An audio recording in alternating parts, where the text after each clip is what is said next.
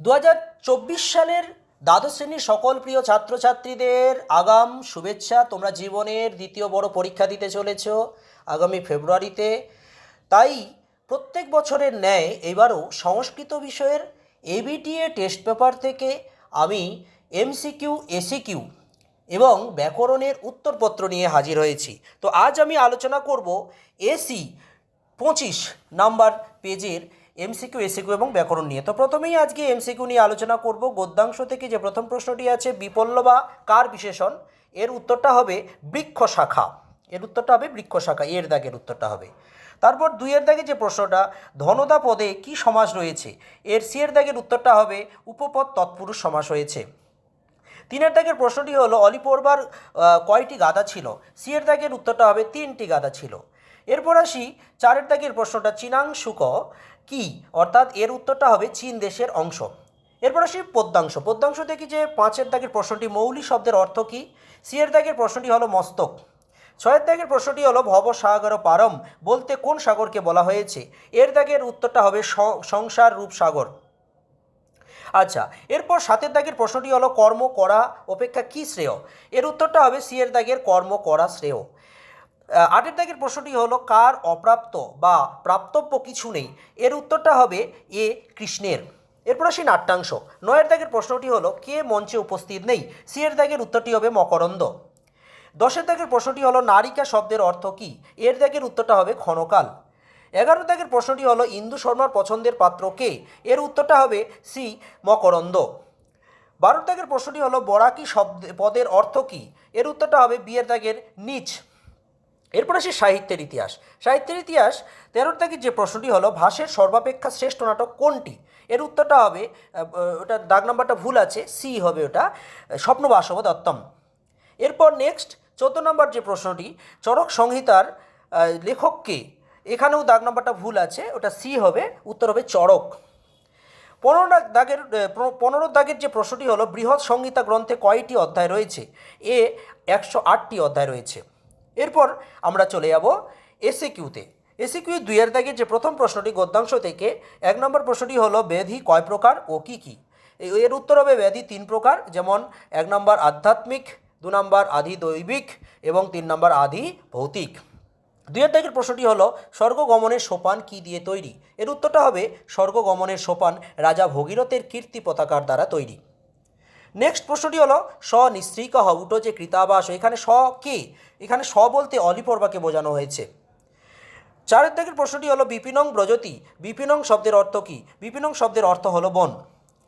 এরপর আসি পদ্যাংশ। পদ্যাংশ থেকে আমাদের 5এর দাগের যে প্রশ্নটি, গঙ্গাকে কোন বৃক্ষের সঙ্গে তুলনা করা হয়েছে, গঙ্গাকে কল্পলতা বৃক্ষের সঙ্গে তুলনা করা হয়েছে।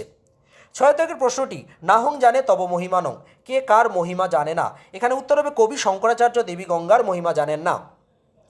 7এর দাগের প্রশ্নটি হলো পুরুষ কথার অর্থ কি, এর উত্তরটা হবে পুরুষ শব্দের অর্থ মানুষ।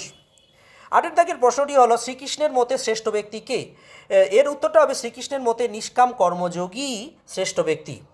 নাট্যাংশ থেকে যে 9এর দাগের প্রশ্নটি হলো বাসন্তিক স্বপ্নমের মূল ইংরেজি নাটকটির নাম কি, এর উত্তরটা হবে এ মিডসামার নাইটস ড্রিম, ইংরেজি মূল নাটকের নাম।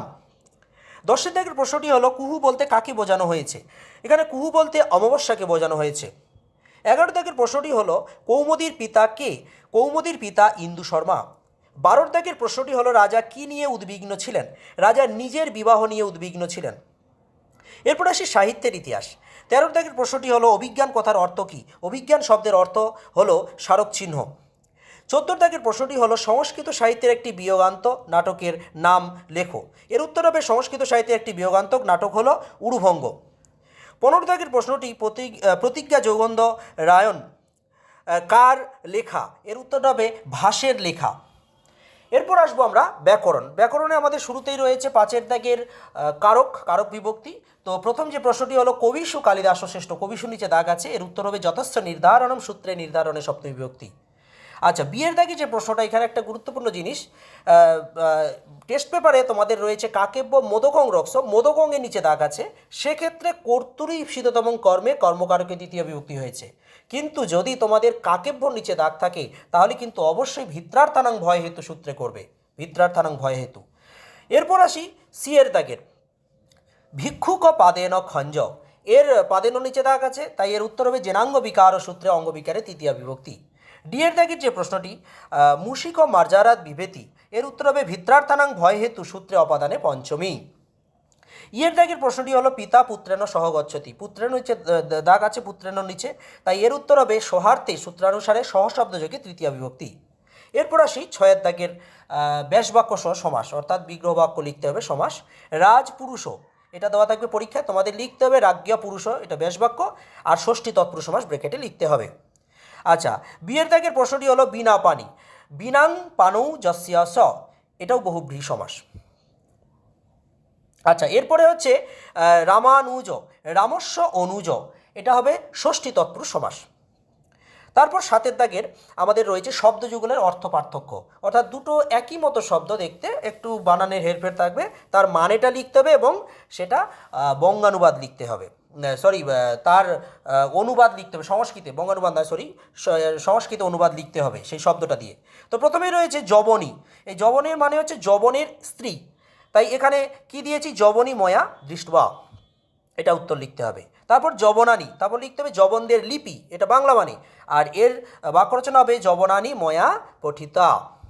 এরপর বি ভুংতে, ভুংতে মানে হচ্ছে খায়, এর বাক্য রচনা হবে বালক অন্নং ভুংতে। আচ্ছা, তারপর ভুনক্তি মানে রক্ষা করে, রাজা পৃথিবীং ভুনক্তি। এরপর সি কবরা, কবরা মানে হচ্ছে বিচিত্রা, এর বাক্য রচনা হবে কবরা ইয়ং পৃথিবী। কবরী, কবরী মানে হচ্ছে চুলের খোঁপা, এর বাক্য রচনা হবে বালিকায়া কবরী পুষ্প শোভিতা। এরপর যাব আমরা আটের দাগের এক কথায় প্রকাশ। এই এক কথায় প্রকাশ, প্রথম যে প্রশ্নটি এর দাগের জনানাং সমূহ, এর উত্তর হবে জনতা। বিয়ের দাগের প্রশ্নটি হলো শিব দেবতা অস্য শৈব। সি এর দাগের প্রশ্নটি হলো জ্ঞাতম ইচ্ছতি, এর উত্তর হবে জিজ্ঞাসতে। ডি এর দাগের প্রশ্নটি হলো নদী মাতা ইয়স্যাস, এর উত্তর হবে নদী মাতৃক। ইয়ের দাগের প্রশ্নটি হল দশরথস্য অপত্যং পুমান, উত্তর হবে দাশরথী। সর্বশেষ পরিনিষ্ঠিত রূপ নয়ের দাগের মানে প্রত্যয়, এর দাগের যে প্রশ্নটি হলো বহযুক্ত তুমুন, এর উত্তর হবে বরুম বা বহিতুম দিতে পারো। বিয়ের দাগের প্রশ্নটি হলো কন্তিযুক্ত ঢক, উত্তর হবে কৌন্তেয়। সি এর দাগের প্রশ্নটি হলো পৃথাযুক্ত অন, উত্তর হবে পার্থ।